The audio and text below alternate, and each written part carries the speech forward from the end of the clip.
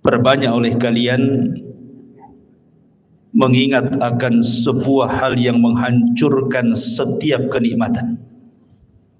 Awal manazilil akhirah. Tempat pertama kita menginjak rumah menuju akhirat. Artinya kita bicara tentang seputar alam kubur.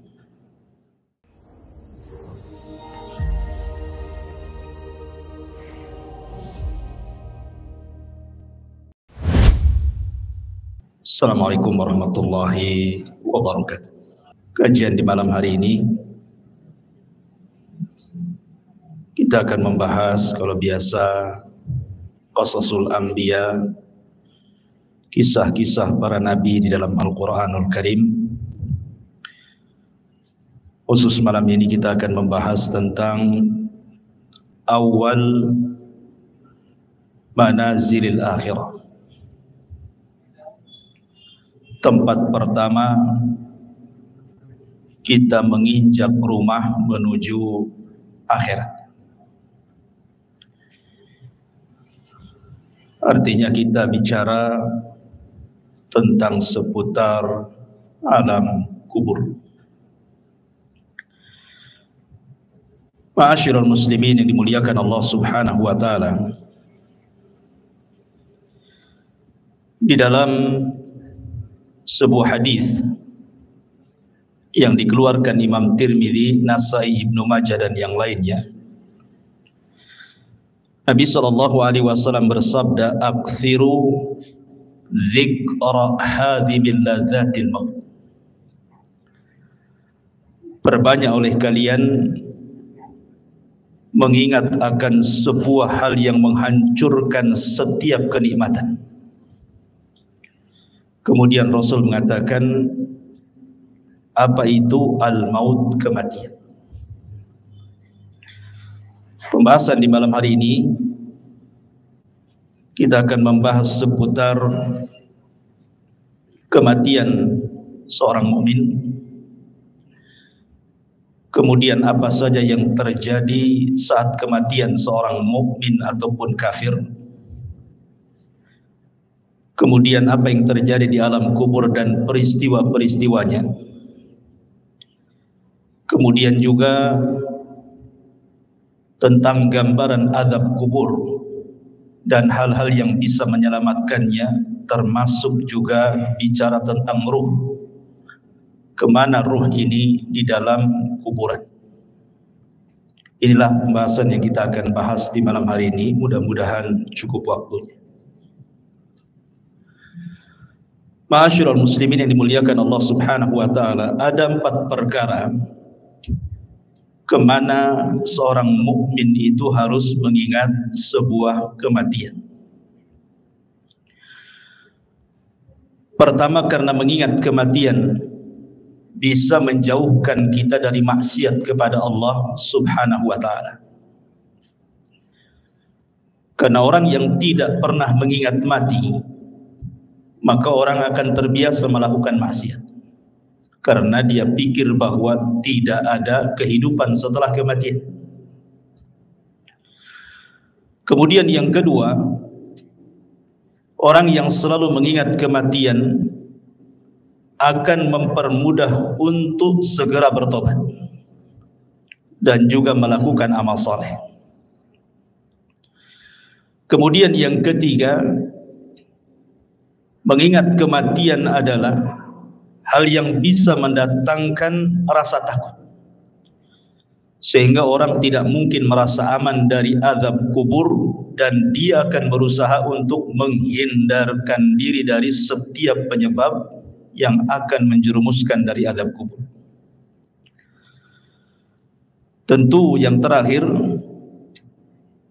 mengingat kematian karena kematian sebuah kepastian, datangnya tanpa pemberitahuan, dan kematian bukan akhir dari sebuah perjalanan. Inilah hikmah kenapa kita disuruh mengingat kematian.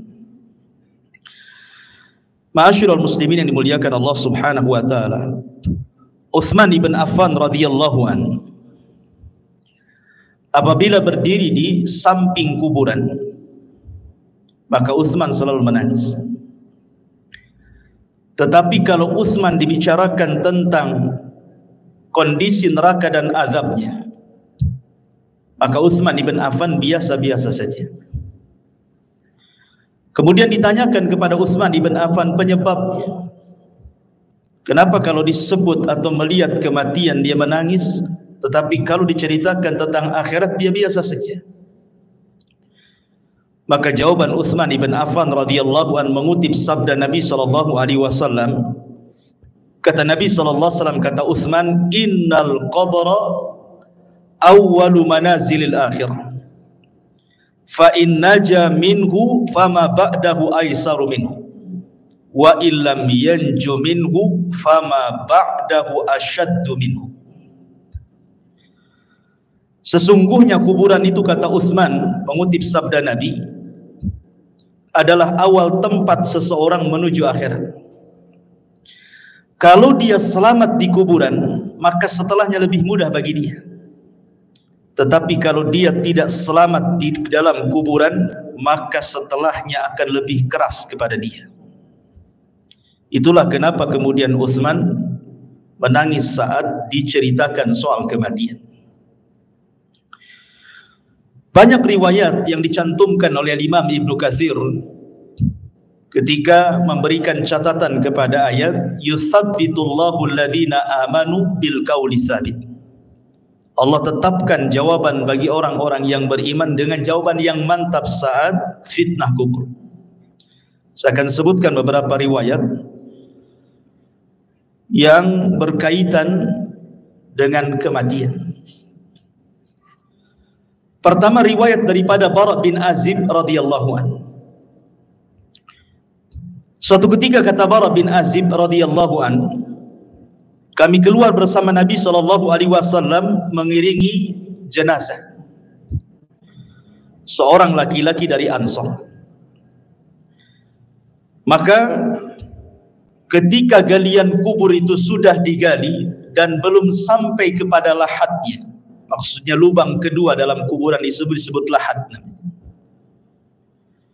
maka Nabi SAW kemudian duduk dan kami pun duduk, kata Bara ibn Azib radhiyallahu anhu.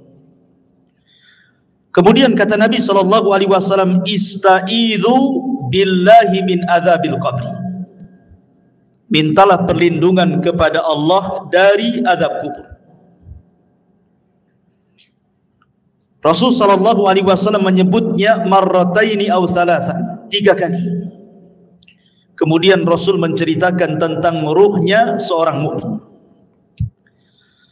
Kata Nabi SAW, "Innal abda al-mu'mina idza kana fi inqita'i minad dunya wa ikbali minal akhirati nazala ilaihi malakun minas sama bidul wujuh ka'anna wujuhahumus syamsu."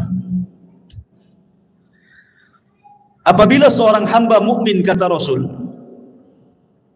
ketika dia hendak berpisah dari dunia dan menghadap akhirat, maka turun malaikat dari langit yang berwarna sangat putih sekali.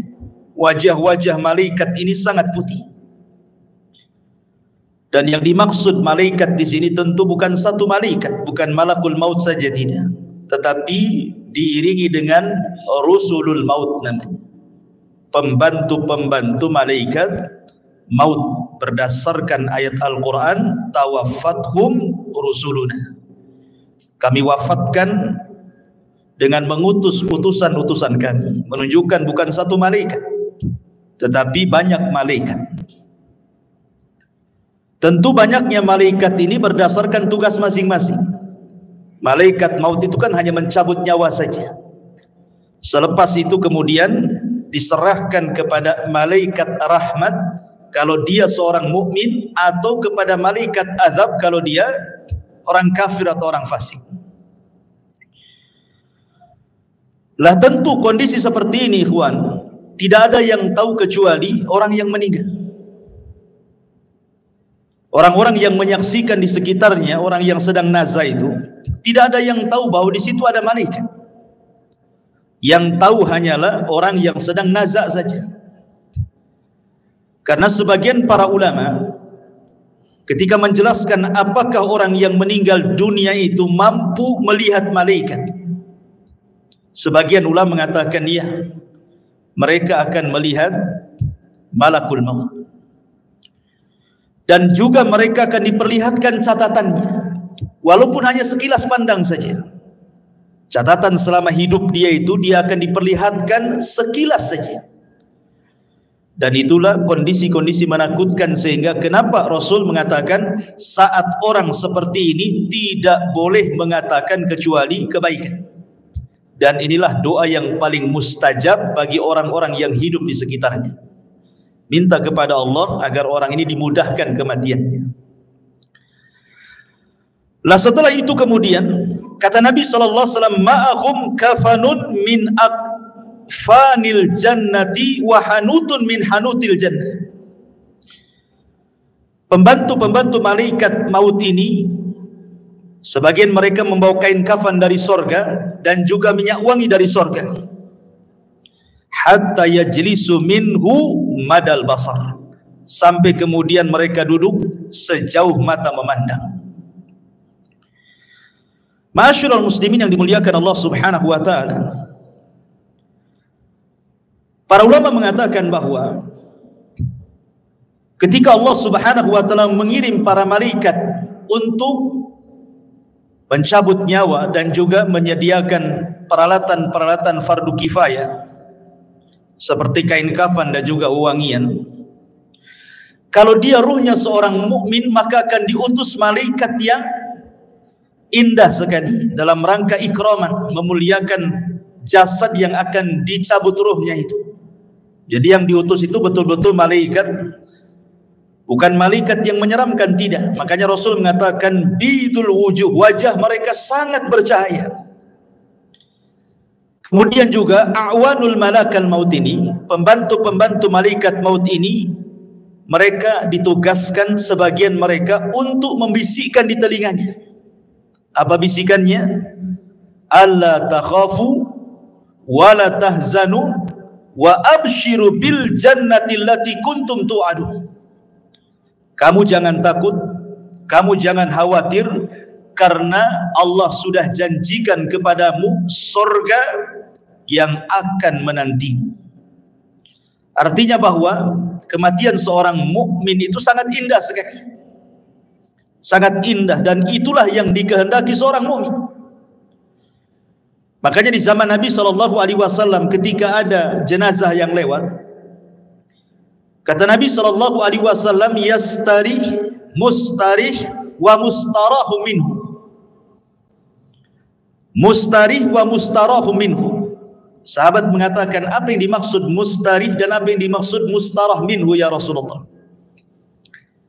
Kemudian Rasul menjelaskan, kalau dia hamba yang mukmin maka dia mustarih, artinya dia menuju peristirahatannya.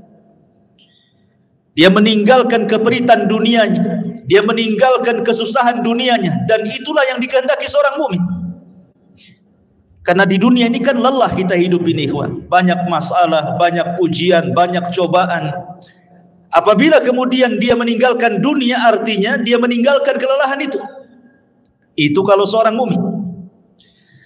Tetapi kata Nabi SAW, kalau dia orang fajir, orang jahat, mustarah minhu. Apa mustarah minhu? Maksudnya bukan dia yang beristirahat, tetapi orang lain beristirahat dari dia. Orang lain senang dengan kematiannya, orang lain mengutuk kematiannya, mendoakan buruk kematiannya, bahagia dengan kematiannya. Itu maksudnya mustarah minhu itu. Jadi seorang mukmin itu memang kematian sangat ditunggu-tunggu, karena memang Nabi SAW yang mengatakan, man ahabba liqa Allah ahabballahu liqa'ah. Barang siapa yang cinta berjumpa dengan Allah, maka Allah pun rindu berjumpa dengan dia. Makanya kenapa diutus malaikat-malaikat seperti ini. Kemudian setelah orang ini dihadapkan dengan malakul maut dan juga rusulul maut, maka kemudian dalam riwayat yang lain, malaikat maut akan menyeru kepada orang yang sedang sakaratul maut dengan panggilan ya ayyatuhan nafsu at-thayyibah, wahai jiwa yang tenang, kanat fil jasadi thayyib, yang bersarang di jasad yang baik, ukhruji hamidatan, keluarlah dengan sangat terpuji, wa abshiri birauhi wa rauhanin wa rabbi ghairi ghadban, berbahagialah, keluarlah wahai roh-roh yang baik dengan dihadapkan kepada Rabb yang tidak pernah murka kepada anda. Dalam riwayat, marhaban binafsi at-tayyibah, selamat datang jiwa yang sangat baik, ukhruji ila rabbiki radiyatan mardiyah, keluarlah kepada Rabb yang sudah menanti kamu dengan keridhaan. Tentu panggilan seperti ini, ikhwan, akan merangsang ruh itu untuk cepat keluar. Makanya kalau kita melihat di masyarakat kan, terkadang ada orang yang nazar itu sampai berhari-hari tidak keluar-keluar ruhnya. Ada yang 1 minggu dia sakaratul maut, koma. Ada yang 1 bulan tidak mati-mati. Tetapi ruhnya seorang mukmin ketika dipanggil seperti itu, maka Nabi SAW kemudian mempermisalkan ruhnya seorang mukmin ketika dipanggil dengan kata-kata wahai jiwa yang tenang, maka ruhnya itu akan keluar seperti tetesan air yang terakhir fi famis siqa, dari mulut teko yang terakhir dia keluar. Kalau saya analogikan ini botol aqua, ini kan banyak airnya. Kalau kita buka tutupnya ini, kemudian kita tuangkan, tentu air yang pertama kali yang keluar pasti deras, karena masih penuh dengan air kan. Tapi kalau seandainya air yang dalam botol ini hanya tinggal 1 tetes saja, kemudian kita tuangkan seperti ini, maka air yang 1 tetes itu akan mengalir dengan pelan kan, dengan pelan, kemudian jatuh persis di mulut teko tadi. Begitulah gambaran Rasul ketika menjelaskan ruhnya seorang mukmin itu keluar seperti tetesan air yang keluar yang terakhir dari mulut teko. Jadi akan lembut, lain dengan kalau kita langsung keluar begini kan langsung deras gitu ya. Tapi kalau tetesan yang terakhir kan lembut keluarnya, pelan, tapi pasti kemudian keluar. Begitulah Rasul menggambarkan ruhnya seorang mukmin apabila dicabut oleh Allah lewat para malaikat maut ini. Ma'asyiral muslimin yang dimuliakan Allah Subhanahu wa taala. Kemudian kata Nabi sallallahu alaihi wasallam, setelah ruh itu dicabut, ingat malakul maut itu hanya mencabut ruh saja, tugas dia selesai sampai di sini. Kemudian setelah itu beralih kepada malaikat rahmat atau disebut dengan rusulul maut namanya. Lah rusulul maut inilah yang kemudian mengambil alih ruh tersebut, kemudian meletakkan di kain kafan yang sudah disediakan dari sorga. Kemudian wewangian yang semerbak laksana minyak misik dalam riwayat. Jadi baunya itu membumbung sampai ke langit, sehingga setiap malaikat yang mencium baunya di langit itu, mereka akan bertanya, ruhnya siapa ini? Maka malaikat yang membawa ruh ini akan menyebut nama dengan nama yang dia sukai dipanggilnya di dunia dan mengatakan ruhnya fulan ibnu fulan. Maka semua malaikat di langit memuji ruh ini. Kemudian ruh ini diangkat sampai ke langit pertama. Maka kemudian penjaga pintu langit pertama membuka pintunya, kemudian naik ke langit pertama. Semua malaikat di langit pertama mendoakan ruh ini. Kemudian naik ke langit kedua, seluruh malaikat di langit kedua mendoakan ruh ini, sampai kemudian melewati langit ketujuh. Tidak dijelaskan sampai di mana ruh ini dinaikkan ke langit, yang jelas dia melewati langit ketujuh. Wallahu alam sampai di mana, karena riwayatnya tidak dijelaskan. Kemudian setelah itu Allah berjumpa dengan ruh ini. Kemudian Allah Subhanahu wa taala katakan kepada malaikat yang membawa ruh ini, kembalikan ruhnya ke dalam jasadnya dengan baik. Catatannya, angkat, letakkan di tempat yang paling tinggi yang disebut dengan Illiyin. Illiyin itu tempat yang paling tinggi yang ada di sorga. Letakkan catatannya di situ. Kemudian ruhnya kembalikan ke dalam jasadnya. Maka kemudian ruh itu ke dalam jasadnya dikembalikan. Lah saat seperti ini, ketika ruh ini diterbangkan ke langit, disitulah manusia sedang memandikan jenazah ini. Kemudian mengkafani jenazah ini, kemudian menyolati jenazah ini, kemudian mendoakan jenazah ini, sampai kemudian ke dalam kubur, kemudian meletakkan di liang lahat, kemudian dipendam kuburannya. Jadi saat proses fardu kifayah itulah ruh naik ke langit. Jadi manusia sedang sibuk memandikan, mengkafankan, menyolatkan, menguburkan, maka ruh punya kesibukan sendiri karena dia sedang menghadap Allah Subhanahu wa ta'ala. Lah kemudian ketika selesai sudah penguburan, barulah kemudian ruh itu dihantar kembali ke dalam kuburnya. Lah ketika ruh dengan jasad ini kemudian kembali, disitulah orang yang ada di kubur ini sempat mendengar pembicaraan orang-orang yang di atas kuburan. Termasuk suara terompahnya, suara sandalnya, dia mendengarnya. Termasuk apa yang dibicarakan di atas itu dia sempat mendengarnya. Apakah dia sedang menangis, apakah sedang mencela, ataukah sedang memuji, ataukah sedang berbicara tentang hal-hal tentang dia, dia semua dengar. Dan itu berdasarkan riwayat Umar bin Khattab radhiyallahu an pernah bercerita ketika Nabi SAW selesai perang Badar. Kemudian pemimpin Quraisy itu semua mati di perang Badar dan dimasukkan ke dalam sumur yang tidak berpenghuni, yang disebut dengan Qalibu Badri. Kemudian Nabi SAW 3 hari menetap di Badar setelah kemenangannya, mulai dari tanggal 17 Ramadan sampai tanggal 20 Ramadan. Kemudian Nabi SAW menghampiri sumur yang dilempar jasad-jasad para pembesar orang kafir, Abu Jahal, Umayyah, kemudian Al-Walid dan semua pembesar Quraisy yang dimasukkan ke dalam sumur itu. Kemudian Nabi SAW mengatakan dengan menyebut satu persatu namanya, wahai fulan, wahai Abu Jahal, wahai Uqbah, wahai Umayyah, disebutkan satu-satu tuh.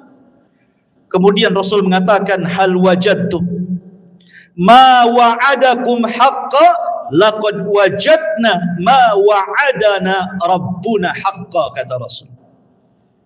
Wahai Abu Jahal dan para pembesar Quraisy yang lainnya, apakah kalian sudah mendapatkan yang kalian janjikan ketika kalian berada di dunia?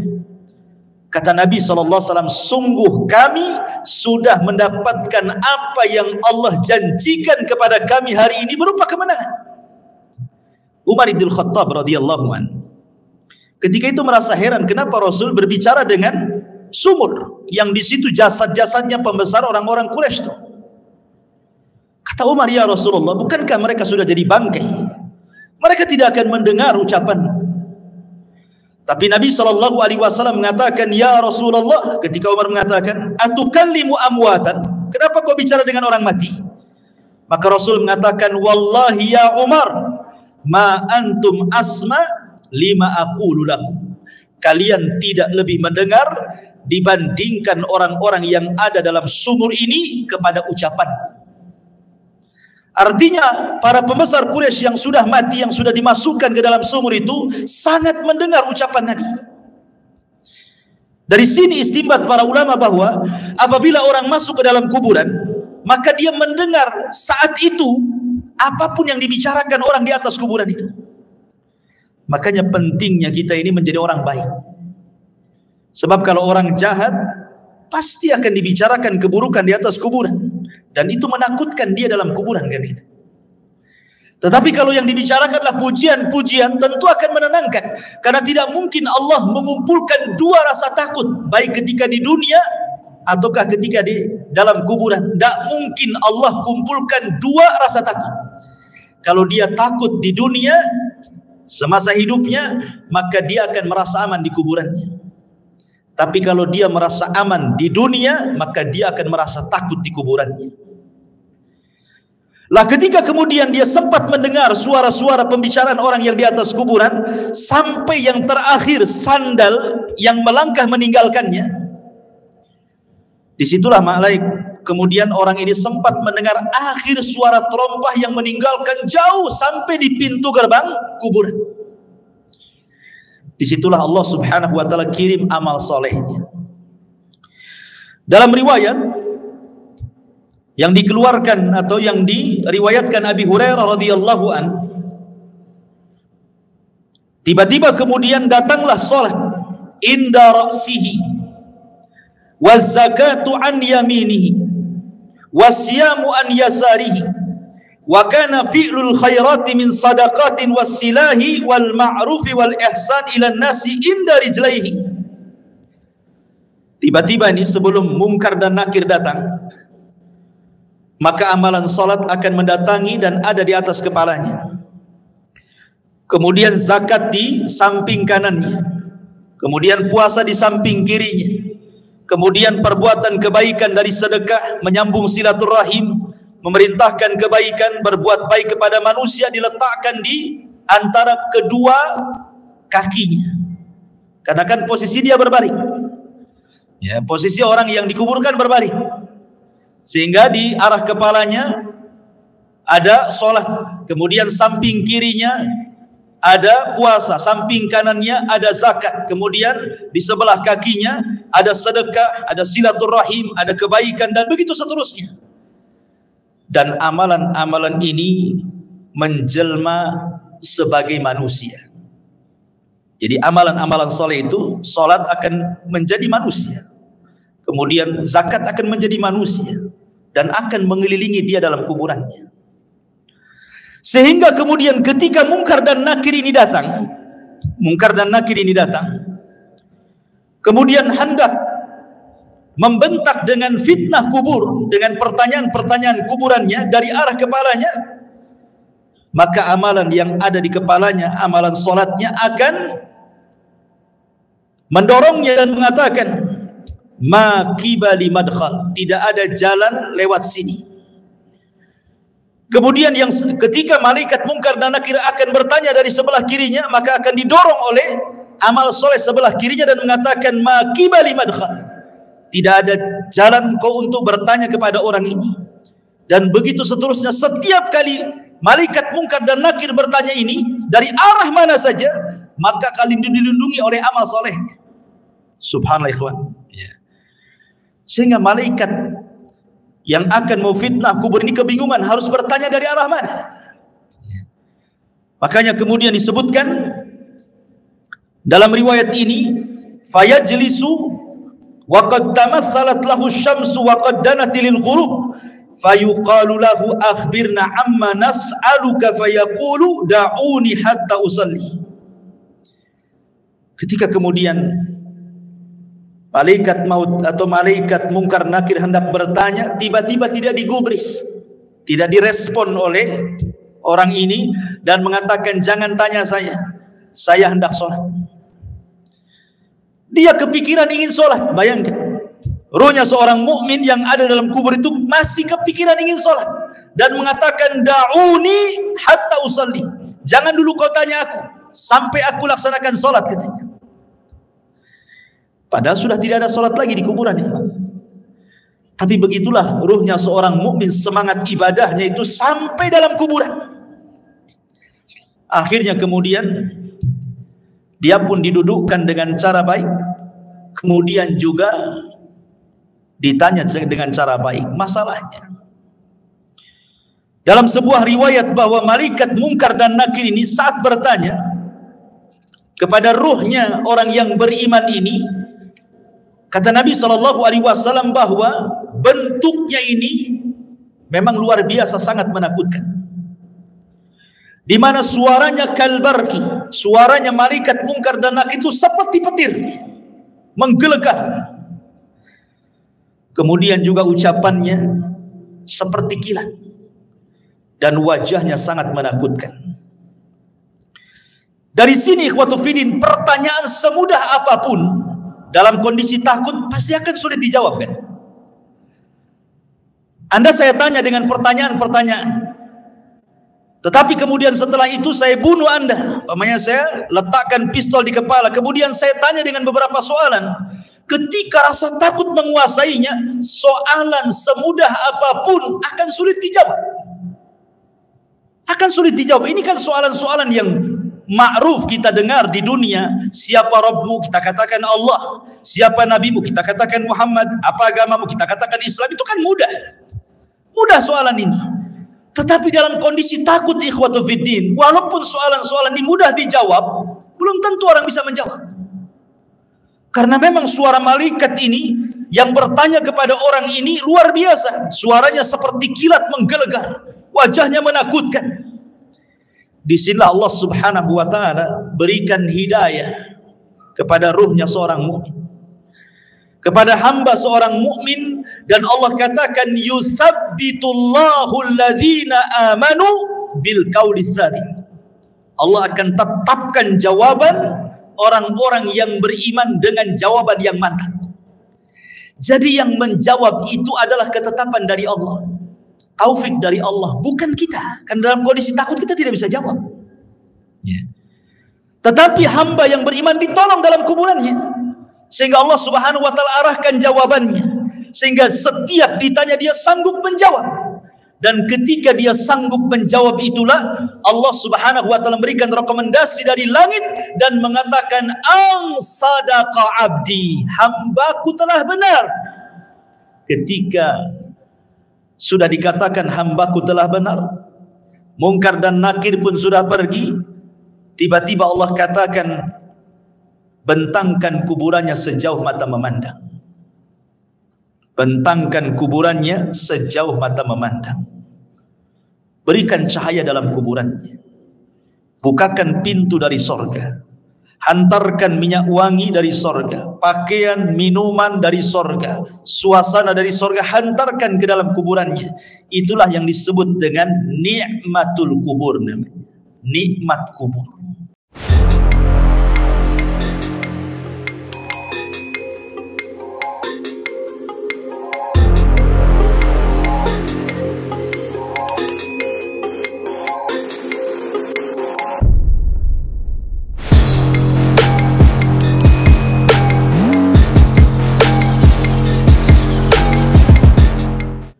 Ma'asyiral muslimin yang dimuliakan Allah Azza wa Jalla. Aisyah radhiyallahu anha pernah menceritakan suatu ketika masuk nenek-nenek Yahudi ke rumah Aisyah radhiyallahu anha. Kemudian nenek Yahudi ini mengatakan kepada Aisyah radhiyallahu anha, "Inna ahlal kubur yu'adzabuna fi kuburihim." Sesungguhnya orang-orang yang dikubur itu, kata nenek Yahudi ini, mereka akan diazab dalam kuburan mereka. Kemudian Aisyah mengatakan, kadzab, didusta kamu. Saya akan tanyakan kepada Nabi SAW. Maka setelah itu kemudian nenek Yahudi pergi, Rasul masuk ke rumah Aisyah. Kemudian Aisyah menceritakan, ya Rasulullah, tadi ada nenek Yahudi mengatakan bahwa sesungguhnya orang yang ada di kubur itu akan diazab. Apa pendapatmu? Kata Rasulullah SAW, kadzabat, dia sudah berdusta. Tiba-tiba kemudian wahyu turun, memberitahu dan membenarkan ucapan orang Yahudi atau nenek Yahudi itu. Kemudian kata Nabi SAW, ya. Kemudian Rasul mengatakan, inna hadhil ummah tubtala fi kuburihim. Telah benar ucapan nenek Yahudi itu, karena setiap umat itu akan diuji dalam kuburannya.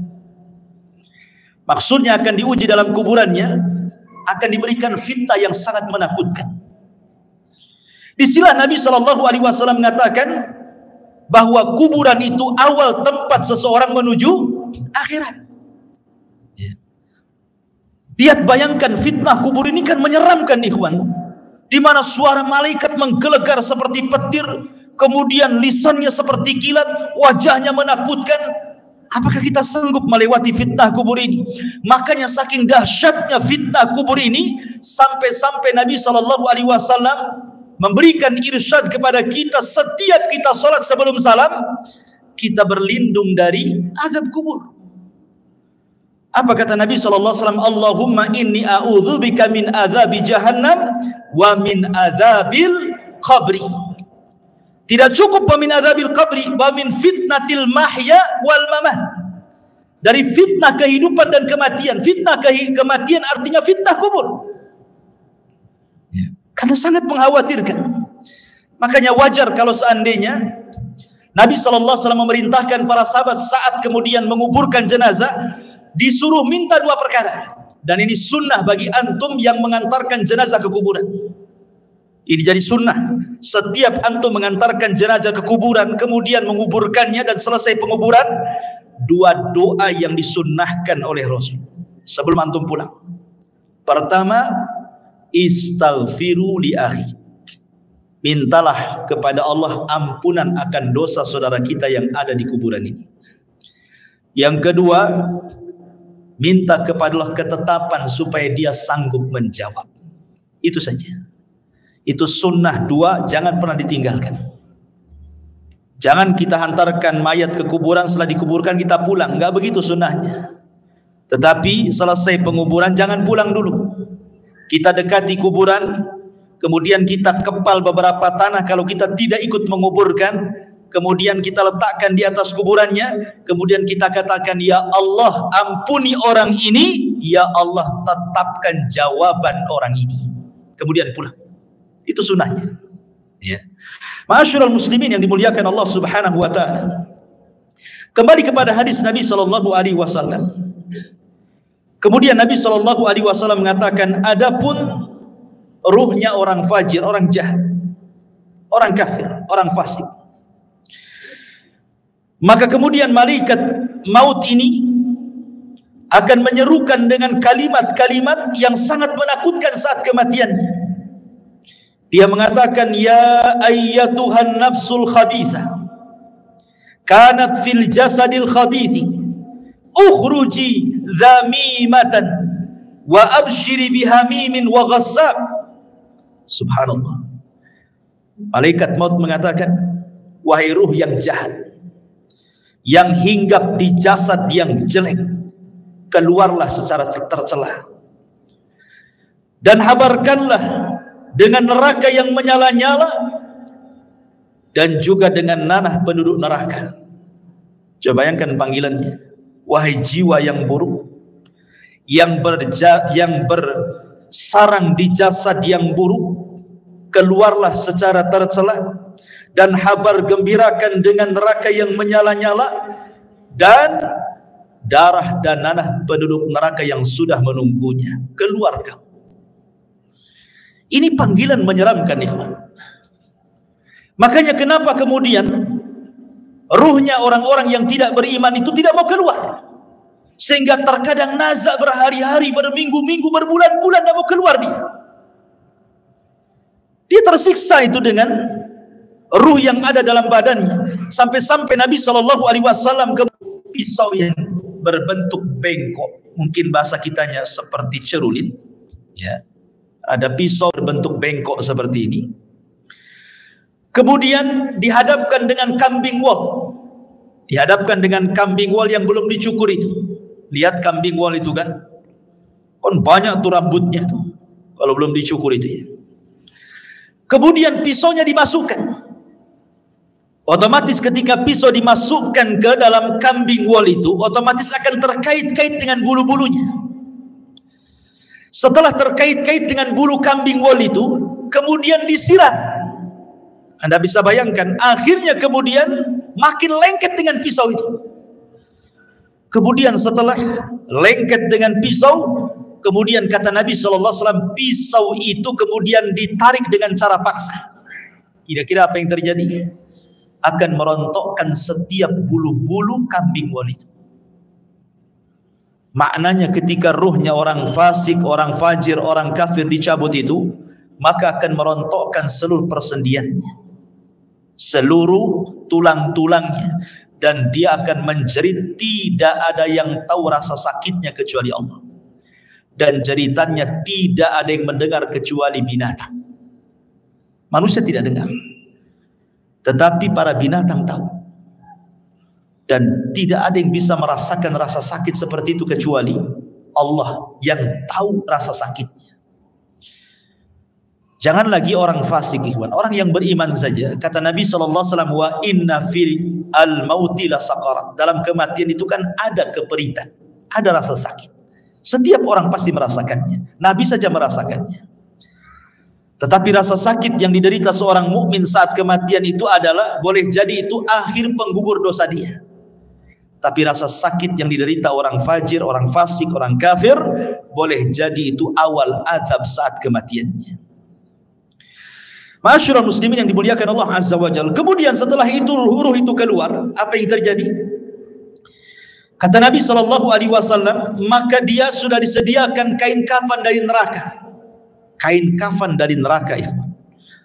Artinya ini bukan kain kafan biasa. Kain kafan yang penuh dengan api, dengan bau busuk penuh neraka yang melambung ke langit. Ketika para malaikat itu mencium baunya, semua membencinya, semua mengutuk dan melaknatnya. Ini ruhnya siapa? Bau sekali. Tidak ada yang memuji ruh ini.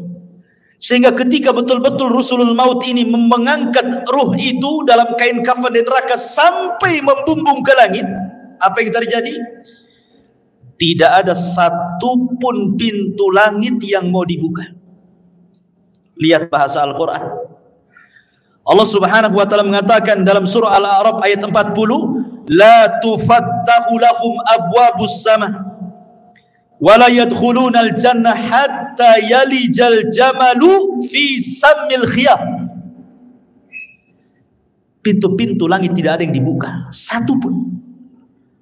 Bahkan mereka tidak akan masuk ke dalam sorga sampai ada cerita unta masuk ke lubang jarum. Bagaimana mungkin unta yang sangat besar masuk ke lubang jarum? Lubang jarum itu kecil, unta itu besar. Artinya bahwa selubang jarum pun pintu langit itu tidak akan dibuka. Dan dia tidak akan menembus walaupun hanya langit pertama. Kemudian setelah itu Allah Subhanahu wa ta'ala hanya berfirman kepada ruh yang jelek ini dan mengatakan, letakkan catatannya fi sijin. Sijin ini tempat di bawah dasar bumi. Kenapa tidak diletakkan di lapisan bumi pertama, kedua, ketiga sampai ketujuh? Sebagian ulama mengatakan bumi menolak catatan amalnya. Bumi saja menolak. Di mana lapisan bumi pertama menolak untuk diletakkan catatannya. Kemudian turun lagi ke lapisan kedua menolak juga. Lapisan ketiga menolak juga. Sampai lapisan bumi yang terakhir menolak juga. Ketika kemudian ditolak, akhirnya diletakkan di mana catatan itu? Di sijin. Ya. Di dasar bumi yang paling dalam. La haula wala quwata illa billah. Kemudian kata Allah Subhanahu wa ta'ala dalam Al-Quran, wa man yusyrik billahi faka'annama kharra minas sama fatakhtafuhu at-tayru aw tahwi bihi ar-rih fi makanin sakhih. Maka ruhnya akan dijatuhkan, tidak dihantar malaikat, sehingga ruh itu seperti terbang yang disambar burung ataupun dihempaskan dengan angin, sehingga ketika ruh ini kembali ke dalam jasadnya seperti orang yang jatuh dari ketinggian. Begitulah rasanya. Anda bisa bayangkan, Anda jatuh dari atas ketinggian 20-30 meter saja, rasanya luar biasa sakit. Itulah yang akan dirasakan oleh ruhnya orang jahat ketika dilempar dari langit kemudian menyatu lagi dengan jasadnya. Apa yang terjadi ketika itu? Kalau dia memang amalan solehnya mungkin kurang, dia sholat tapi mungkin jarang-jarang, atau mungkin sholatnya asal-asalan, datang itu amalan-amalan sholat dia, atau mungkin amalan-amalan yang lainnya, tetapi sosoknya menjadi orang lemah, tidak bisa kemudian menolak malaikat mungkar dan nakir yang akan menghajar dengan pertanyaannya. Tidak sanggup menolak. Lain kalau dia seorang yang beriman, maka amal solehnya akan menolak dia, ya. Sehingga akan sulit kemudian mungkar dan nakir mendekatinya. Tetapi kalau dia amal solehnya mungkin ringan saja, dia sholat kadang tidak, dia akan datang amal-amal yang lainnya, tetapi tidak bisa melindunginya. Sehingga dengan mudah mungkar dan nakir itu dalam kondisi sudul wujuh, kata Rasul, sangat buruk sekali wajahnya, hitam kelam. Kemudian membentak dengan suara petir, dengan suara kilat, menakutkan, sehingga ketika ditanya, man rabbuk, siapa Rabbmu, wa ma nabiyuk, siapa nabimu, wa ma dinuk, apa agamamu, pertanyaan ini ringan, tapi karena ketakutan yang bersangatan, dia pun tidak bisa menjawab dan mengatakan, wallahi la adri aqulu kama qala an-nas wa fa'altu kama fa'ala an-nas. Aku tidak tahu. Aku mendengar, ya pernah mendengar apa yang diucapkan manusia seperti itu. Dia tidak bisa menjawab. Ketika dia tidak bisa menjawab berkali-kali apa yang terjadi, maka Allah Subhanahu wa taala akan mengirim penyeru dari langit dan mengatakan, an kadzaba abdi, hambaku telah berdusta. Subhanallah. Disebutkan dalam riwayat, summa yuqayyadu lahu a'ma, asam, akma, abka. Didatangkan kepadanya orang yang buta, orang yang tuli, orang yang bisu, wa fi yadihi mirzabatun, di tangannya ada gada yang sangat besar, lau dzuriba biha jabalun lakana turaba. Kalau palu itu dipukulkan di bukit atau gunung itu hancur jadi tanah. Dan itu dipukulkan setiap kali dia tidak bisa menjawab. Tidak bisa menjawab, dipukul. Tidak bisa menjawab, dipukul.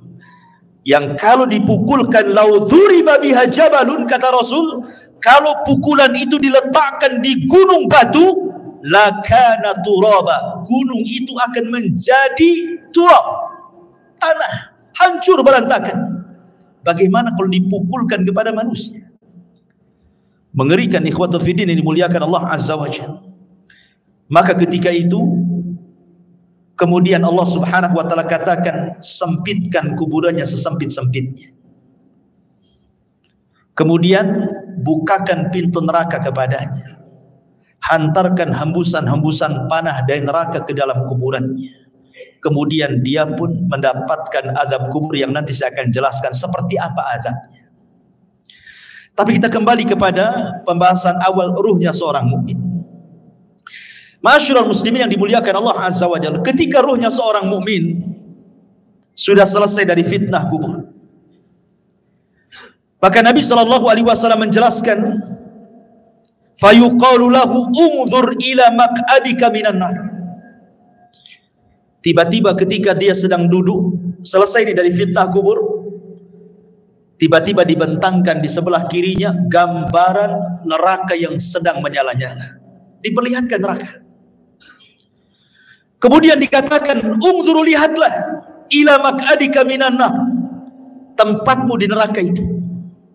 Kemudian qad abdalakallahu bihi maq'adan minal jannah. Tapi tenang, tempatmu bukan di sana. Kemudian sebelah kanannya digambarkan gambaran sorga dan dikatakan tempatmu di sini. Dalam riwayat, maka kemudian malaikat ini mengatakan, lihatlah tempat dudukmu di neraka, in asaita, kalau engkau bermaksiat, itulah tempat dudukmu. Tapi karena engkau yang beriman, maka tempat dudukmu bukan di sana. Kemudian tempat dudukmu di sini. Ketika dia melihat bagaimana sorga dengan gambaran keindahannya diperlihatkan itu dalam kuburan itu, apa yang terjadi? Maka dia langsung berteriak dan mengatakan, ya Rabb, aqimissaah, ya Rabb, tegakkan kiamat, supaya aku bisa kembali ke istana dan keluarga. Tetapi Allah Subhanahu wa taala mengatakan, belum, kiamat masih panjang. Dalam riwayat yang lain, nim naumatal arush, sebaiknya kau tidur seperti tidurnya pengantin baru. Sehingga ketika dia terbangun, seolah-olah dia tidur zuhur dan bangun asar, kiamat sudah dibangkitkan. Artinya kehidupan kuburan tidak akan terasa walaupun zaman berlalu. Anggaplah mungkin zaman dulu, zaman Nuh, orang-orang yang beriman itu meninggal dunia, sampai hari ini kan kiamat belum dikiamat-kiamatkan. Bagaimana kehidupan mereka? Rupanya mereka ditidurkan oleh Allah di atas kenikmatan yang disebut dengan nikmat kubur, karena ruh mereka diberikan nikmat oleh Allah. Nanti ada pembahasan kemana ruhnya orang yang beriman dalam kuburan ini. Tapi jasadnya dikuburkan. Ya. Mereka tidak akan merasakan, sehingga ketika kiamat dibangkitkan baru dia tertidur. Terbangun dari tidurnya seolah-olah hanya setengah hari saja, mulai zuhur sampai asar dia tidur, kemudian dia terbangun.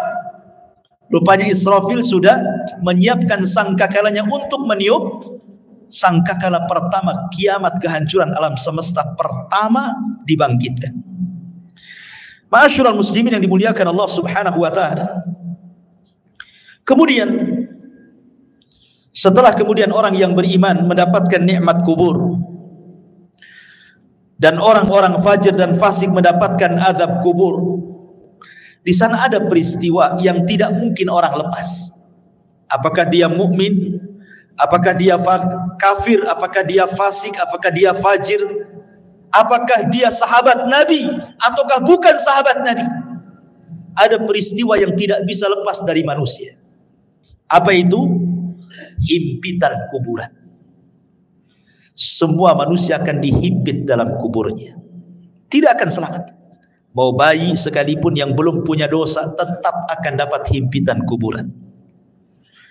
Bahkan sahabat Nabi sekelas Sa'ad ibn Mu'adz, yang satu kabilah Aus masuk Islam karena dia. Kemudian saat kematiannya 70.000 malaikat tidak pernah turun dari langit, turun pula ke bumi untuk ikut memandikan jenazahnya. Tapi Rasul mengatakan kalau ada orang yang selamat dari himpitan kubur, Sa'adlah orangnya. Tapi Sa'ad pun tidak selamat. Bayangkan, himpitan kubur tidak akan menyelamatkan siapapun, mau sahabat Nabi atau bukan sahabat Nabi, mau orang yang beriman atau orang kafir, semua akan merasakan himpitan kuburan ini. Tapi sebagian para ulama membahas, tentu akan ada perbedaan himpitan bagi orang yang beriman dengan himpitan bagi orang kafir atau fasik. Sebagian ulama mengatakan adapun himpitan bagi orang yang beriman itu seperti ibu memeluk anaknya. Rasa kasih sayang seorang ibu kepada anaknya, seperti itulah bumi ketika menghimpit, laksana seorang ibu memeluk anaknya. Karena kita ini dari tanah dan akan kembali kepada tanah. Jadi tanah itu seperti ibu bagi kita. Sehingga ketika himpitan tanah itu menghimpit setiap jasad orang yang beriman, maka tidak akan merasakan rasa sakit sedikit pun, karena itu bentuk sayang seorang ibu kepada anak. Tetapi kalau yang dihimpit itu orang kafir, orang fasik, orang fajir, orang jahat, maka dia akan merasakan sakit yang luar biasa. Dia akan menjerit-jerit, semua tidak ada yang mendengar kecuali binatang jeritannya, karena akan mematahkan semua tulang, persendian dan begitu seterusnya. Ma'asyiral muslimin yang dimuliakan Allah Azza wa Jalla, inilah sekilas gambaran ruhnya orang mukmin, fasik, fajir, fasik, munafik dan begitu seterusnya saat kematian. Kita masuk pada pembahasan yang kedua tentang macam-macam azab kubur. Ma'asyiral muslimin yang dimuliakan Allah Azza wa Jalla, azab kubur itu adalah sebuah hal yang wajib kita imani. Syekhul Islam Ibn Taimiyah rahimahullahu taala mengatakan, wa qad tawataratil akhbar an Rasulillah sallallahu alaihi wasallam fi thubuti adabil qabri. Habar-habar tentang adab kubur, kata Syekhul Islam Ibn Taimiyah, derajatnya sampai tingkat mutawatir. Jangan sampai diingkari, karena riwayatnya mutawatir. Artinya mutawatir itu banyak sekali riwayatnya. Dan dikatakan oleh Al-Imam Al-Munawi, adzabul qabri haqqun. Azab kubur itu sebuah hak adanya. Dan Imam Ghazali mengatakan, man angkarahu fahuwa mubtadi'un. Siapa yang mengingkari azab kubur, maka dia adalah ahli bid'ah. Dan Imam Suyuti mengatakan, adzabul qabri huwa adzabul barzakhi. Azab kubur adalah azab barzakh. Udhifa ilal qabri li'annahu al-ghalib. Kenapa disebut kubur? Karena memang umumnya orang dikubur. Tapi sebenarnya ini disebut dengan barzah. Barzah itu artinya penghalang tembok antara kehidupan dunia dengan kuburan. Makanya tidak akan bisa orang itu mengintip kehidupan kuburan. Kenapa? Karena ada barzah, tembok yang menghalangi antara kita dengan mereka.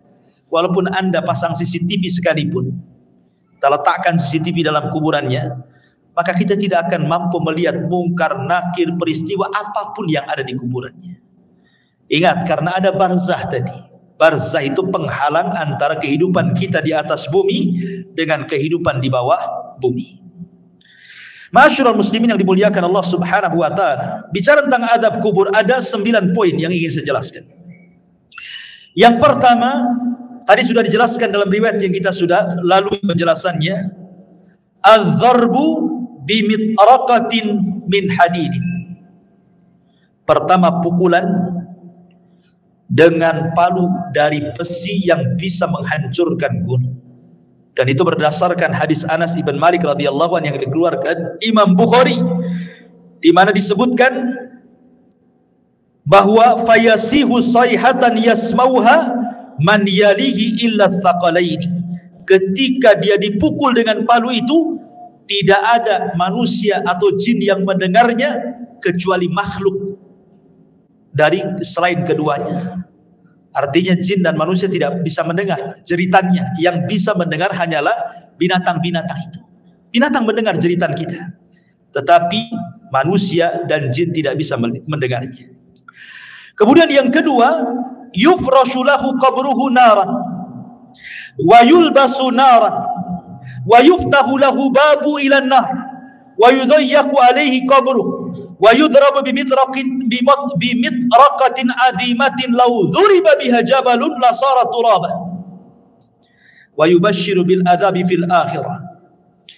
Kemudian yang kedua, azab kubur itu terkadang dalam bentuk dihamparkan tikar dari neraka, dipakaikan pakaian dari neraka, dibukakan pintu dari neraka, disempitkan kuburannya, diletakkan palu yang bisa menghancurkan gunung, dan ditakut-takuti dengan azab akhirat.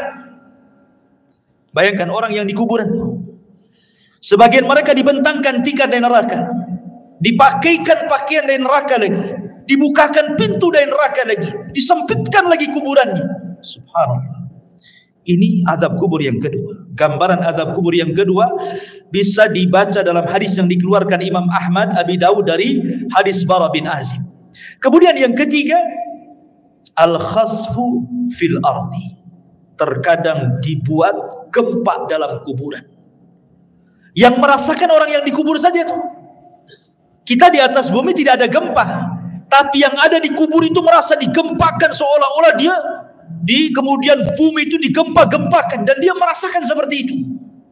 Dan ini berdasarkan hadis Ibnu Umar radhiyallahu anhuma yang dikeluarkan Imam Bukhari dan Muslim. Kemudian yang keempat, syakku janibai al-fammi ila qafah. Terkadang datang malaikat yang menakutkan, kemudian membawa cerulit yang sangat tajam, kemudian dimasukkan ke mulutnya, kemudian diiris sampai ke tengkuknya. Jadi tarik, dimasukkan pisau itu ke mulutnya, kemudian ditarik sampai ke tengkuknya. Naudzubillah. Atau terkadang radkhur ra'si bil hijarah. Ada malaikat yang membawa batu besar, kemudian orang itu dibaringkan, kemudian dibentur-benturkan kepalanya. Kalau hancur nih, dikembalikan lagi kepalanya menjadi bentuk baru, dihancurkan kembali, dan begitu seterusnya.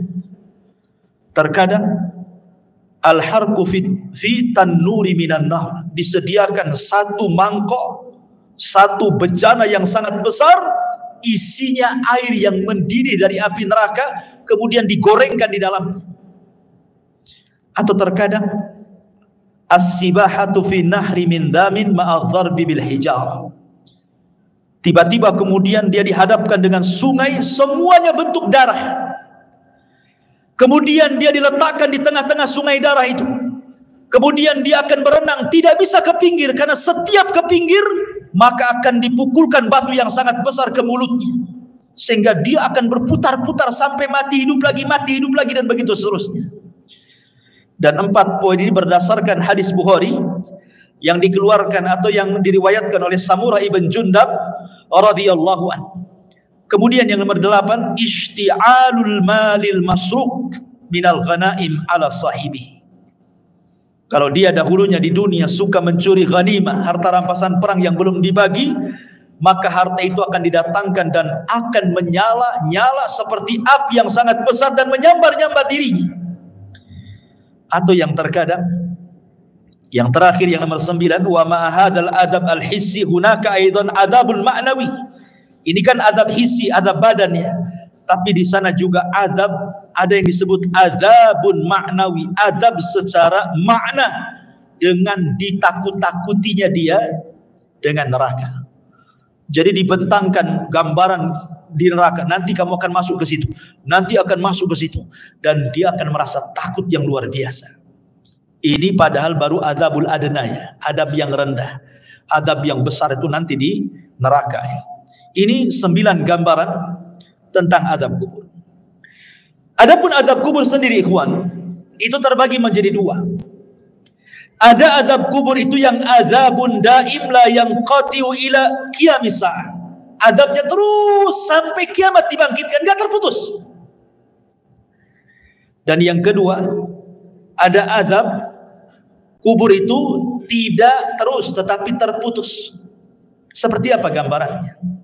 Yang pertama, azab kubur yang tidak terputus sampai kiamat adalah azab kubur bagi orang kafir dan bagi orang munafik, dan itu disebutkan dalam surah Ghafir ayat 46.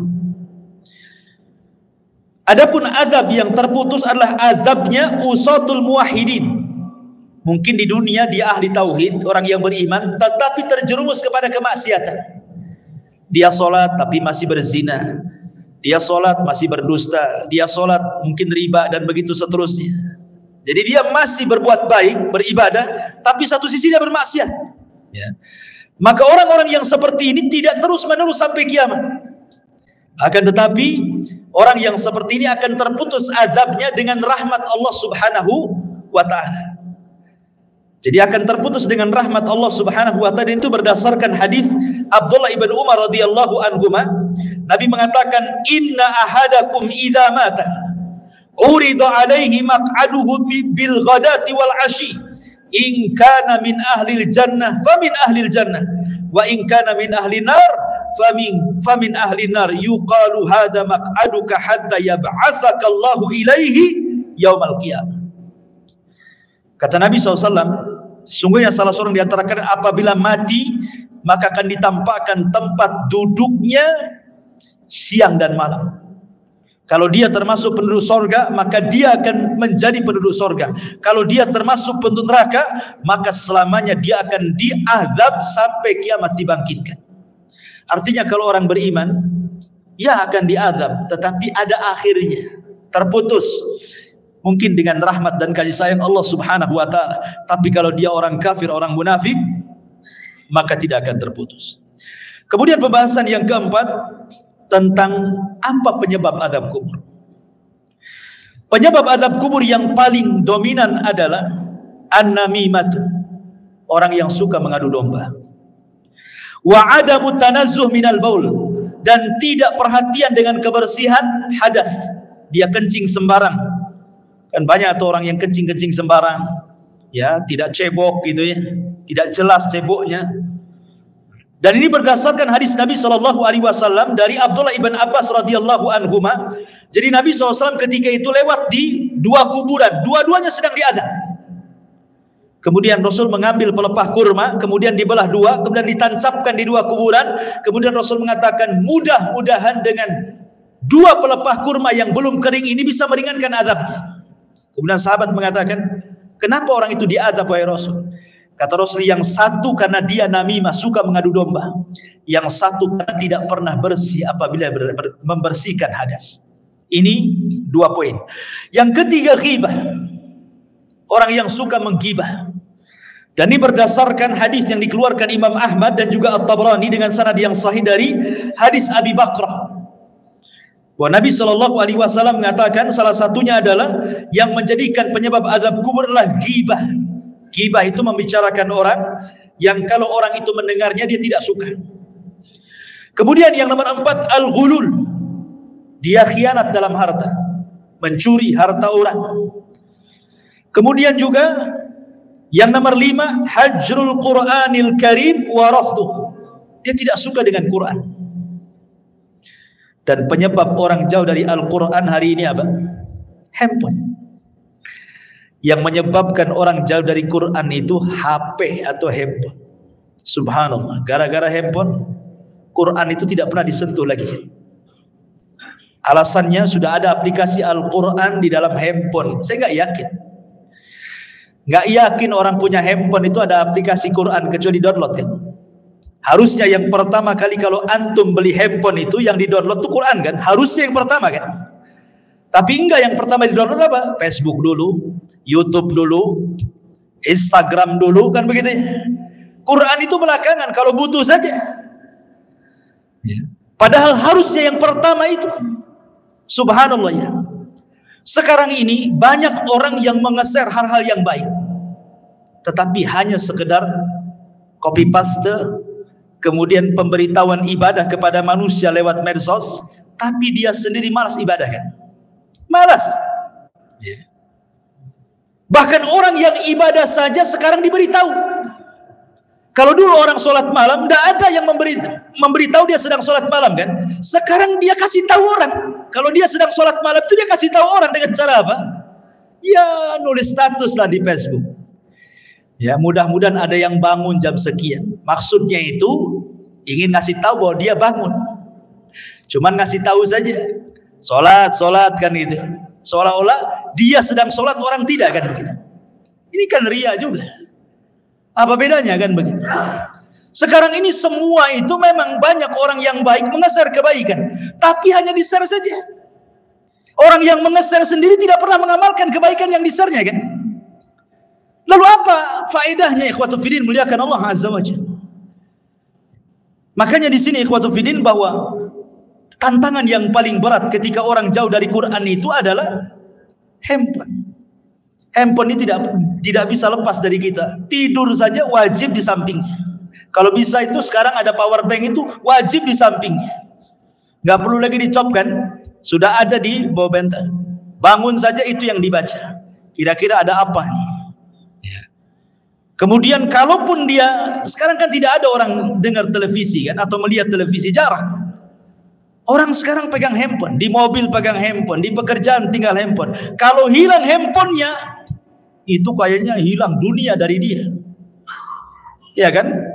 Kalau dompet ketinggalan, gampang lah nanti. Tapi kalau handphone ketinggalan, pulang diambil. Ya, sampai seperti itunya. Jadi ini salah satunya adalah hajrul Quran, meninggalkan Quran, termasuk juga an-naumu anis salatil maktubah. Orang yang sengaja tidur ketika datang waktu salat.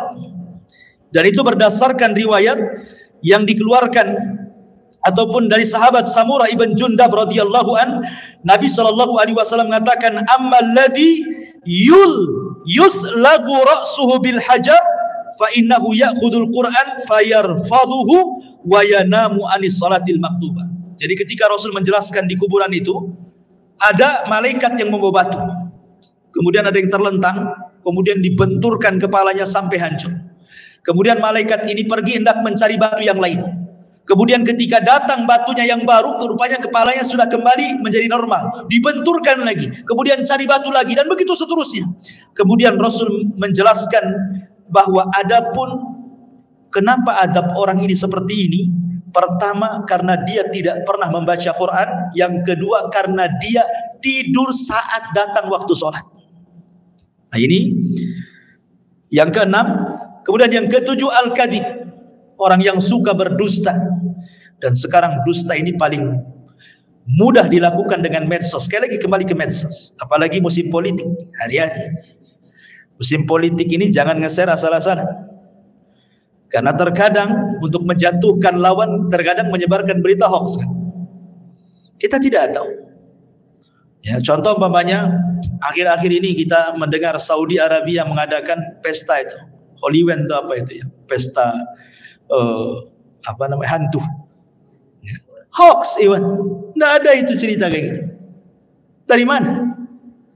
Itu hoax yang disebarkan untuk menjelek-jelekan negara sana kan itu. Itu kan sedang membuka festival apa? Ya, ceritanya begitu. Ya, memang dia membuka semacam wahana wisata. Kemudian di situ ada hantu-hantuan. Mungkin ada orang sana yang berpenampilan seperti itu, kemudian disebar seolah-olah Saudi mengadakan acara seperti itu. Ikhwatu fiddin, muliakan Allah Azza wa Jalla. Nah, berita-berita seperti ini kalau kita hanya melihat YouTube saja, oh seolah benar kan? Ya. Ini berita hoax. Kadang-kadang kita mudah terpancing dengan berita-berita seperti ini. Hanya karena melihat YouTube saja kan? Nah, ini hati-hati. Ya. Kalau kita mungkin hanya sekedar membaca, oke lah. Tapi kalau kemudian sampai mengeser kan sama aja dengan hantu menyebarkan dusta kan? Nah itu kan hati-hati.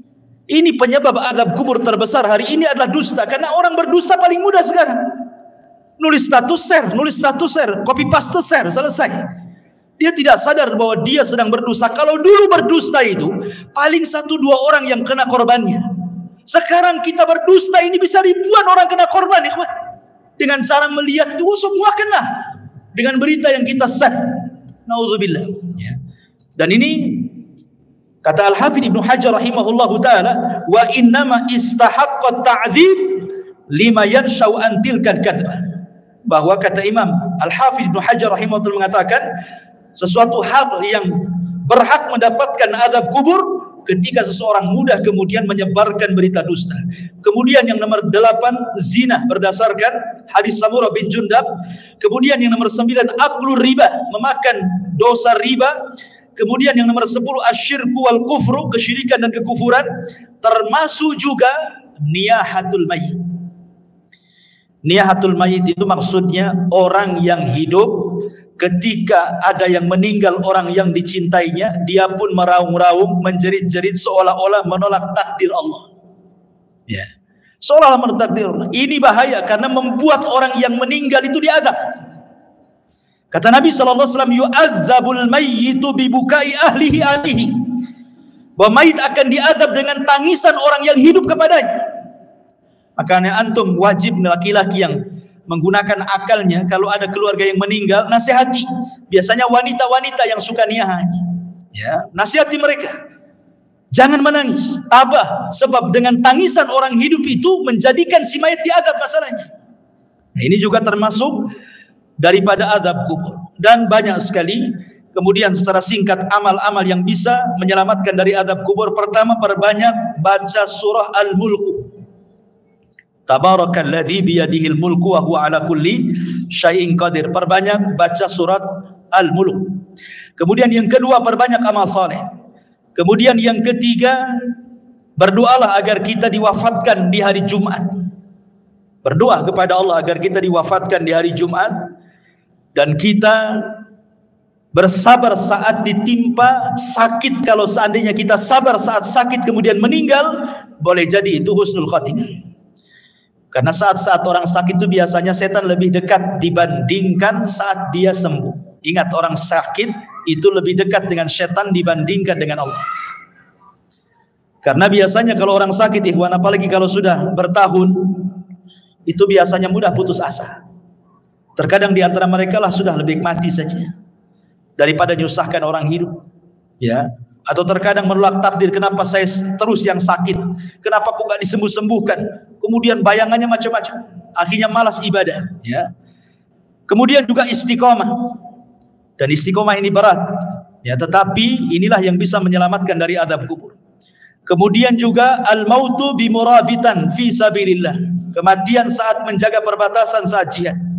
Kemudian juga yang paling penting berdoa kepada Allah Subhanahu wa taala dan senantiasa mengamalkan ketakwaan kepada Allah, dan yang paling penting lagi menjauhi sebab-sebab azab kubur yang tadi saya sebutkan tadi, ya, dusta, namimah dan begitu seterusnya. Tapi pembahasan yang terakhir bicara tentang ruh. Kemana ruh saat manusia sudah selesai pertanyaan mungkar dan nakir, artinya selesai fitnah kubur. Berarti masuk ke nikmat dan adab kubur kan itu. Kemana ruh ini saat nikmat ataupun adab kubur? Baik. Masyarul muslimin yang dimuliakan Allah Subhanahu wa taala. Al-Imam Ibnu Qayyim rahimahullahu taala, beliau mengatakan dalam kitabnya Ar-Ruh, pembahasan di mana ruh ini. Pertama kita akan bagi tentang ruh ini. Ruh para nabi. Pertama ruh para nabi. Ruh para nabi tentu berada fi a'lal illiyin, berada di tempat yang paling tinggi yang disebut dengan rafiqil a'la. Karena Nabi SAW ketika meninggal dunia, kemudian malaikat maut mengatakan kepada Nabi dua pilihan, apakah engkau mau hidup terus di dunia dengan kegemilangan kemenangan yang sudah diraih, ataukah mau menyusul teman-temannya di tempat yang paling tinggi di sorga? Maka Rasul mengatakan, Allahumma ila rafiqil a'la, saya memilih ke tempat yang paling tinggi di sorga. Jadi ruhnya para nabi berada di rafiqil a'la. Kemudian yang kedua, arwahus syuhada, ruhnya para syuhada, orang-orang yang mati syahid. Allah Subhanahu wa taala mengatakan dalam surah Al-Imran ayat 169, wala tahsabanna alladziina qutilu fi sabilillahi amwatan bal ahya' inda rabbihim yurzaqun. Jangan kau sangka orang yang mati di jalan Allah itu mati, tidak, mereka hidup. Mereka mendapatkan rizki di sisi Allah Subhanahu wa taala. Abdullah bin Mas'ud radhiyallahu anhu ketika bertanya tentang ayat ini kepada Nabi sallallahu alaihi wasallam, di mana ruhnya para syuhada? Maka Rasul mengatakan, arwahuhum fi ajwafi tairin hadarin laha qanadilun mu'allaqatun bil arsy. Jadi ruhnya para syuhada berada di kendil-kendil, dibawa oleh ketiak burung sorga, kemudian diletakkan digantungkan di arsy Allah Subhanahu wa taala. Jadi ruhnya para syuhada berada di kendil-kendil yang dibawa terbang oleh burung-burung, kemudian digantungkan di bawah arsy. Ini ruhnya para syuhada. Kemudian yang ketiga, arwahul mu'minin salihin, ruhnya orang-orang yang beriman yang saleh. Maka takunu tuyuran ta'alluqus syajaril jannah, maka ruhnya orang-orang yang beriman yang soleh, mereka akan digantungkan di pohon-pohon sorga. Mereka akan digantungkan di pohon-pohon sorga. Adapun yang keempat, arwahul usad, ruhnya orang-orang yang ahli maksiat.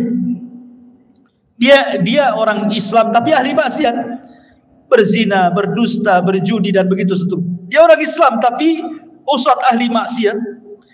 Maka dijelaskan bahwa mereka tetap ditahan dalam kuburannya, karena mereka tidak bisa keluar dari kuburannya dan mereka merasakan adab kubur. Mereka tidak bisa keluar dari kuburan. Kemudian juga yang nomor 5, Imam Ibnu Qayyim rahimahullah ta'ala mengatakan, masih membahas tentang usad, maksudnya orang yang ahli maksiat. Minhum man yakunu mahbusan ala babil jannah, kama fi haditsil akhar, ra'aitu sahibakum mahbusan ala babil jannah. Adapun orang-orang yang beriman, yang ahli maksiat, kemudian maksiatnya sudah selesai diadab. Kan tadi saya katakan bahwa orang yang beriman yang ahli maksiat kan adab kubur tidak terus, tapi terputus karena rahmat Allah Azza wa Jalla. Lah sebagian ruhnya itu diletakkan di halaman pintu sorga. Ya, di halaman pintu sorga kata Imam Ibnu Qayyim rahimahullahu ta'ala. Kemudian yang keenam, ruhnya orang-orang kafir. Tentu ruhnya orang-orang kafir, mereka diadab dan tidak bisa keluar dari kuburan, dan mereka akan bolak-balik masuk neraka. Tetapi sekali lagi ikhwatu fiddin muliakan Allah Azza wa Jalla, keterangan para ulama seperti ini tidak bisa kita katakan dengan jazam, dengan tegas, karena soal ruh itu kan tidak ada yang tahu kecuali. Makanya Al-Imam Ibnu Qayyim rahimahullahu taala ketika Al-Imam Ibnu Utsaimin rahimahullahu taala ketika ditanya tentang ruh ini, maka beliau mengatakan ruh itu urusan Allah Subhanahu wa taala dan ini adalah perkara gaib, kita tidak bisa menetapkan kecuali dengan dalil. Ini kan hanya ijtihad para ulama saja seperti ini. Tetapi hakikatnya ruh di kuburan itu di mana? Wallahu a'lam. Hanya Allah Subhanahu wa taala yang tahu dengan kondisi ruhnya, apakah mereka orang-orang yang beriman ataukah mereka orang-orang kafir. Adapun ada riwayat yang maudhu yang disebutkan oleh sebagian ulama seperti ruhnya orang kafir berada di sumur Barhut, diletakkan di sumur Barhut. Sumur Barhut itu yang ada di Hadrul Maut Yaman.